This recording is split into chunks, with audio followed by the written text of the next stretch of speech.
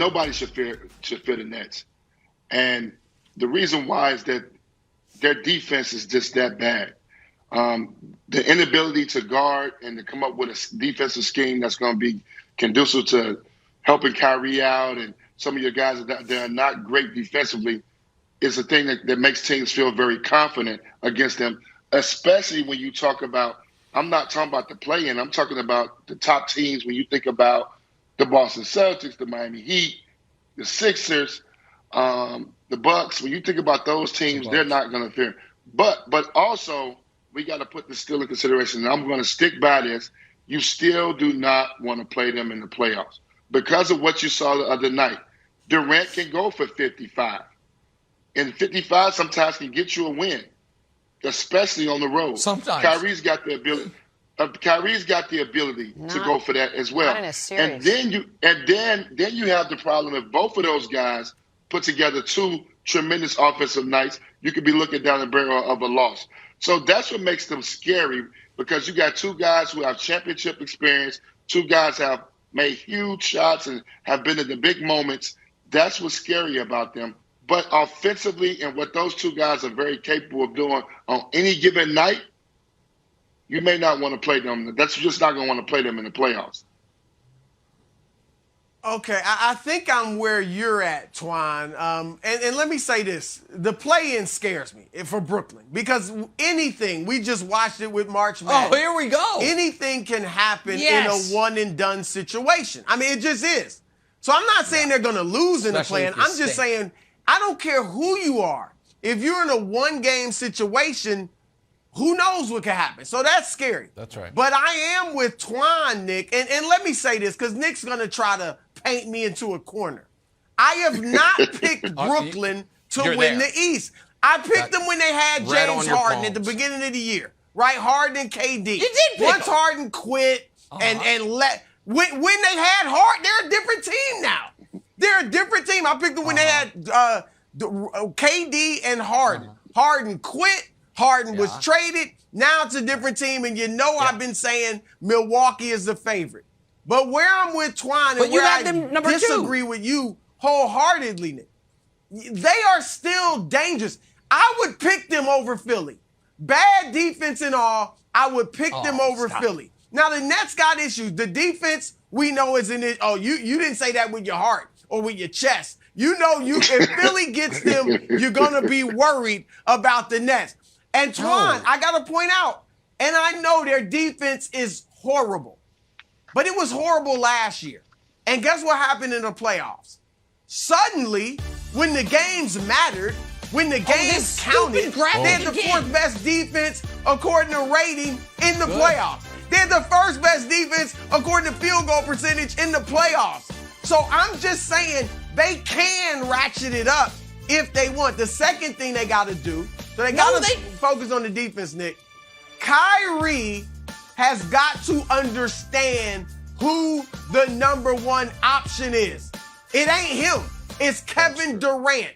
Even the game Durant had 55, Kyrie took more shots than Durant. He was 12 for 32 when KD scored 55. So they got issues. But Twan is right, Nick. Yeah. You got two bombs that could go off at any moment, and your Philadelphia 76ers don't want them. Boston is young without their shot blocker. Maybe Robert Williams, we'll see if he's back for the playoffs. And Miami doesn't have the most talent in the world. So they got to worry about Atlanta. I'm still saying they're dangerous. Stop talking about the best teams in the East. They're not Let them dangerous. Get out of March Madness. Guys, let them get out of the tournament, and then they could be dangerous. And get washed by Miami. Miami will wax them. Listen, first of all, the Atlanta game was the biggest game of their season. Kevin Durant scored 55 points, and they lost. The whole idea of why you should fear the Nets is KD might score 50. Yup. And go home holding an L once again. Kevin Durant, career-high points in a game, and still came in second place. I told you, it's just what he's destined to be. It kind of stinks, but hey, at least he got his career high. Tweet. Guys, listen, Wilds. How many games are left? When are people going to believe me? And added take, amazingly, Wilds, amazingly, You know, it turns out when Kyrie Irving is not literally the most rested player on the court every game, he's no longer dropping 35 a night. Who'd have thunk it? That once he has to play every game, he's not all of a sudden, oh my God, he could drop 60. No, instead, the Nets with Kyrie Irving, I'm not going to show you last year's playoff stats. I'm going to show you this year's or tell you this year's defensive stats. The Nets this year, when Kyrie Irving plays, have the worst defensive rating in NBA history. The Nets this year, in the 7 games Kyrie has played the most minutes, NBA history. In the 7 games Kyrie has played the most minutes this season, they are 0-7. And he's still, Antoine, by the way, a little Easter egg for you, on the low block on free throw box outs, because Steve Nash, God forbid Steve Nash tell him not to be. The team is not good. They're horrible defensively. Kyrie has taken 32 shots on a night Durant could have had 65 points.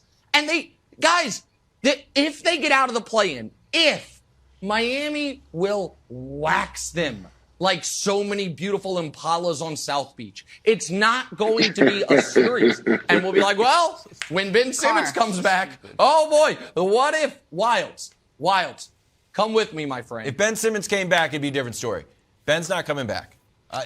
Trust me. Ben's I want Ben to come back, and he would solve a lot of defensive issues. Not on the team. And he's not coming back.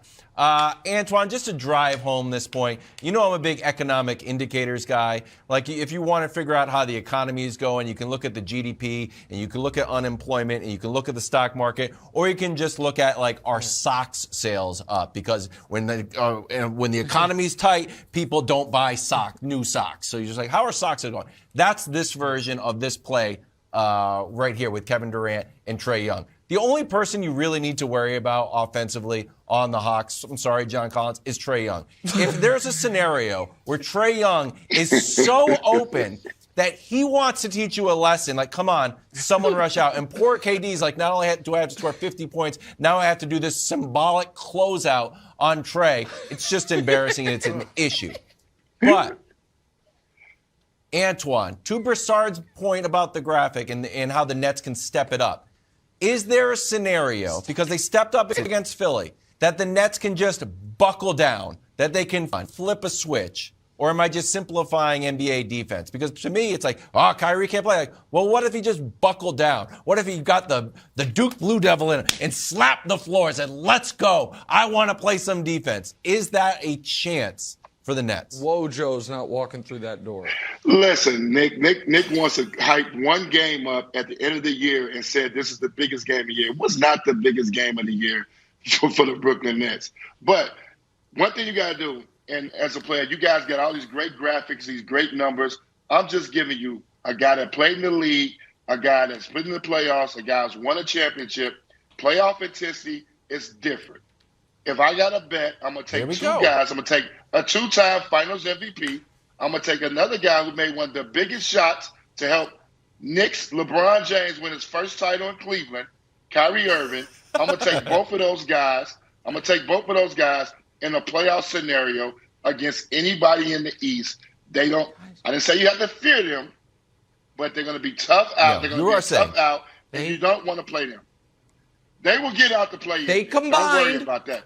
They combined for 86 points in a game they had to have against the team they're tied with in the standings and lost. And Kyrie Irving, for all of his great playoff performances, the last one came 2 months after Obama left office. So we're going far back into history for the Kyrie scary in the postseason stuff. I'll see you Friday, Nick. Thanks for watching. Subscribe here to get the latest from the show. Also, be sure to check out more of the best clips from First Things First, or go watch a few segments from our other shows on FS1.